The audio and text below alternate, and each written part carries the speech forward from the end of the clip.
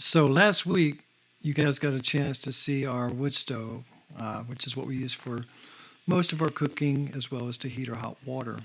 And I mentioned that I would make a video showing the plan of what we use to build that with.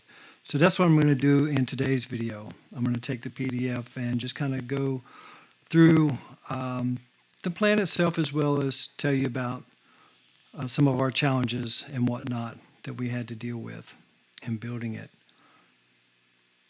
I will leave a link in the description to this PDF so you can go download it. I wish I could take credit for it, but it actually came from the Universidade Federal de Viçosa here in Minas Gerais, which is a state right next to us here in Bahia, Brazil. So the first thing to mention is that we were not able to get the same materials dimension-wise as what they used in this plan.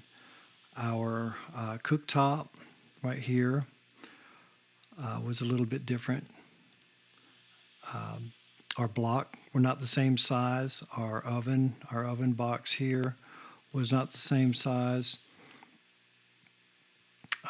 The little flaps and whatnot, we actually had to fabricate ourselves. There's nothing really in the plan about that. So with that, no big deal, although because of the really good engineering of this stove, I was concerned that some of the clearances around the oven itself weren't going to allow the flow of air to pass through and get out the way it should. And I thought, there's a chance of having some backup and smoke, which is what you don't want. So, moving on to the heart of the plan. This is how this thing works. You have your cook box, or the place where your wood is on fire, here. The air comes in here through your the same place that the ashes fall through. And that's done by the gaps in between these blocks here. Then it encounters this little wall right here, which I believe serves a couple of different purposes. One, as you push material in here, it gives it a place to stop so that it doesn't get caught up in this chamber behind it. The second thing I think that it does is it forces the air to hang in the burning chamber a little bit longer in order to heat your cooktop before it passes through to the oven. Now, it doesn't say anything about that, but that's what I'm thinking it's doing. So once that hot air, cool air comes in, gets heated up, and is passing out, this area right here where you see the little arrow kind of loops around is a little bit bigger than the clearance around the oven. I believe that's designed to hold it in the stove in the oven as long as it can while still letting it go out, so that you're able to, again, take advantage of heating up the last burner as well as to allow that air to travel slowly around your oven so it heats up. From there, the air goes around the oven box itself. And here's where all of my concerns were when I first saw this plan. Once the air gets to the top of the oven, it has to go down and then go through a channel here in order to get out. That way the hot air goes all the way around the oven, all four sides. However, it's hot air. It's not going to want to go down. But it does. And that is because, obviously, once it starts moving and that hot air is, going out that flue, going out the chimney, it creates that negative pressure, and it's pulling the air through, and it works. So the trick is to build a small fire to begin with so that you don't have a lot of smoke, and allow that air to slowly trickle around and find its way out. And ideally, it chooses to go through the chimney versus trying to back up through here. One of the ways to ensure that that happens is build your fire forward, close to this wall here. Build your small little fire, and you might have to fan through this air vent here, providing it air, which will keep it from wanting to back up. If you build too much of a fire here and it can't get sufficient air underneath to push it through, it will come back through your entry here. But with time, we learned what to do, what not to do. I think that's pretty much all with this particular sheet. I'll reference back to it in a minute. These are just the plans for the different concrete slabs that are in it. You have 4. You have the top here. Then you have the one here with the oven, or the not the oven. I get those confused all the time. The cooktop itself is. And then you have 2 separating the top portion from the portion underneath, and they are joined together on top of this wall right in here. Okay. So that's the plans for that. This one here has the hole in it for the ashes to fall through. This is the top of the oven itself. This is the one where the cooktop for the stove. These plans are in Portuguese, but it's pretty self-explanatory. If someone not knowing anything about Portuguese had to get through the plan, you could obviously translate it. There's not much written. Again, measurements are measurements. But anyway, I'm not sure there's one of these in English anywhere. So on this page, a couple of things to talk about. Again, you can see your 2 different pieces of concrete that you made. And we made those in a different flat location and let them cure out as we were building the bottom piece, which in our case, took a while. So our slabs were definitely dry. I actually had to build the cooktop one a couple of times because the cement that we used was old and it just didn't hold together, so it fell apart when we went to pick it up. So one of the things they do not mention anywhere in this plan is how to support this particular block right here over this hole. And this is the hole where the air flows in and where you eventually extract your ashes. You could put a metal lintel underneath it to hold it.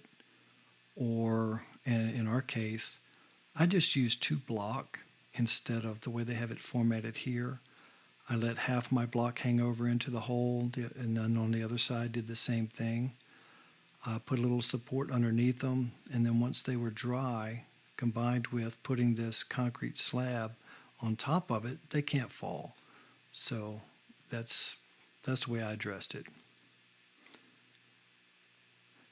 Obviously, this part here is indented. It could come all the way out here, but then you would have a corner, an inside corner issue when you were trying to get your ashes out. So I like this. This is a good piece of engineering. Good design. It's not really engineering. Good design. In this section, we have built our bottom. We put our 2 slabs here. This one has the hole that's underneath these block. These block are standing up on end, and there's nothing in between them. They're about a finger's width apart. Here it's calling for 1.5 centimeters. And that allows the ashes to fall down into the chamber below. It also allows the air to come up through, like you saw in the plan above. And this little block right here is the little wall that we talked about as far as stopping the wood when you put it in.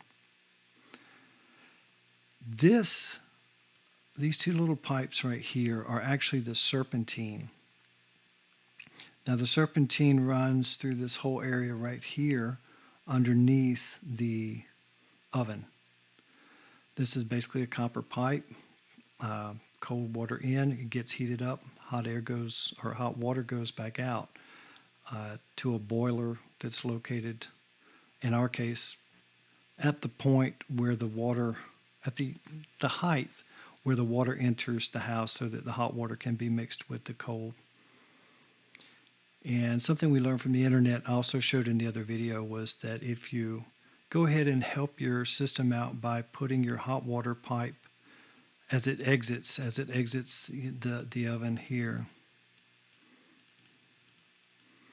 as it exits, well, let me back up. This plan has it going out this side. In our case, we took it out the back, right about here. And as I was saying before, we learned through another video that if you help your system out by placing the pipe with the hot water a little bit higher, let's say 10 centimeters higher than the cold water pipe, that kind of helps the movement a little bit. Not sure if it would work if they were both at the same level. Don't know. I took the advice of that video and it worked from day one, so thought I'd pass that on. But in our case, like I said, we did not have the output of the serpentine here. We ran it out the back.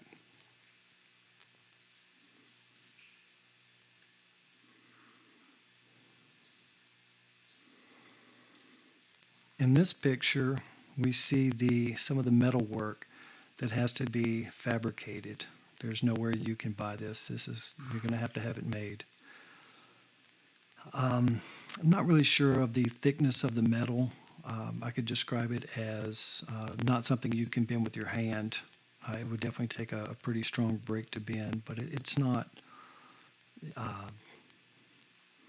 overkill. It's not like cast iron, so it's decent metal stock. You're going to make two pieces, basically. You're going to make this square piece, which is going to transfer the air from the oven section out to the chimney. And then you're going to have this piece here that is angled with a little flange at the top. And this creates the separation from the oven chamber and the burning chamber. So like we saw in this picture, right here is where that piece of metal is. And that keeps this air that's coming down from getting mixed back in with all the other air that's coming in. So that's the separation from that. And the little flange at the top creates the seal right here between this concrete slab that your cooktop is on and the metal. And the reason it's bent is so that it kind of can flex as you're putting this together. And then your concrete slab here allows this wall for your oven chamber side. Sits on top of this concrete slab here.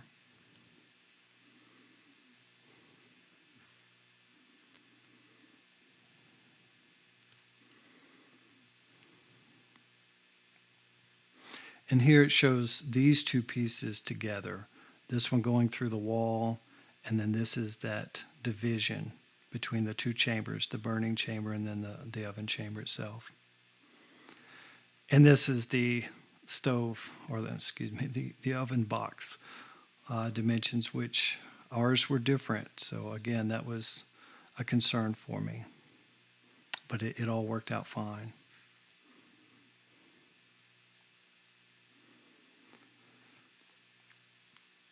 In this picture, again, you can see these two pieces of metal that we were just talking about with the little flange right here.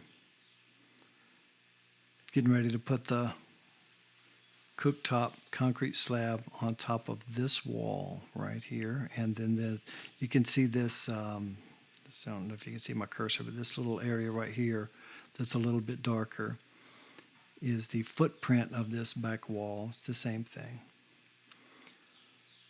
This darkened area here it's a different material. This is basically clay mixed with a molasses. And this has a glazing property that supposedly deals with higher heat temperatures without cracking and falling apart. Ours, unfortunately, in some places has cracked and fallen apart. So I'm not sure if we made it wrong or if that's just a normal occurrence. Not sure. You can see they added a second block on top to make that section even higher, as we talked about before. This material is tapered. This molasses and clay material is tapered to where it's at zero depth at the top of the wall. And at the bottom of the wall, it comes all the way out to meet these blocks in the middle. And you can see right here the space in between the wall in the front and then in these brick on the end. So that space, which is about as wide as your hand, would be filled with this material completely, and then it tapers up to the top. It also fills in the complete area right here between this block and then your first block with the spaces in between. You can also see in this picture where they are putting the flaps. I'm going to call them flaps, putting the flaps together. And I had, with these sleeves right here, this is, you can see it better here. That little piece right there has the wire at the bottom, and then there's a sleeve that wire goes through, and then it connects to the flap itself, and then there's another sleeve on the other side. I used aluminum television antenna, kind of like as a straw or a sleeve or whatever. I just happen to have it laying around. I guess anything would work as long as it can deal with the heat. I had a challenge making these flaps. I made them out of stock rolled zinc material. I doubled them up, bent them over so they'd be a little bit more sturdy than just the single ply itself. The bottom one seems to be doing okay, still connected. The top one slipped a little bit, so as I pull my lever down, it doesn't open completely. So I've used a stick to kind of prop it up. It seems to be working, but that was a challenge for me. But it all worked out.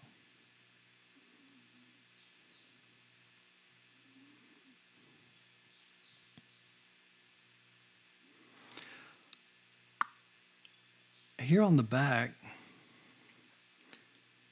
this is your chimney area.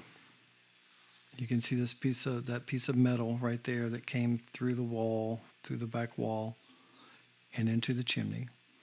Our chimney is about 2.5, maybe 3 meters tall, and then we go from a block chimney to just a regular galvanized metal pipe that goes up 1 meter past the highest point in our roof, because it goes almost right up through the center. A couple of things to note here. You can see the burning chamber is indented both on the front and the back. You can see it right here. Let me draw that. Yeah, you can see it right there, where it's a little bit indented from the concrete slabs. I think that is a feature to isolate yourself from the heat that wall, because that wall gets pretty hot. So it kind of gives you that little extra space. In our case, this part is the back, so it's up against the wall. So I guess it provides a little air gap, again, keeping that back wall from getting hot. Same thing with the chamber below. But I don't think that's so much for heat as just to keep this a small chamber where you don't have inside corners to deal with. So, and that's pretty much it as far as building it. Obviously, well, before I go there, Here's even a material and labor list. Tijolos, or the block, and of course cimento. Cal is used, which is like a calcium product, is used to mix in with the cement to kind of control the moisture. Because this is a construction that's going to get pretty warm, if you had too much moisture in it, you might have some cracking problems or whatnot. So that's what the cal is there for. Area, which is sand. Brita is the gravel or the rock that's in the concrete for the slabs. Terra argilosa is the clay. And then molasses. Forno de chapa is the cooktop. Chapa de ferro fundido is the cast iron.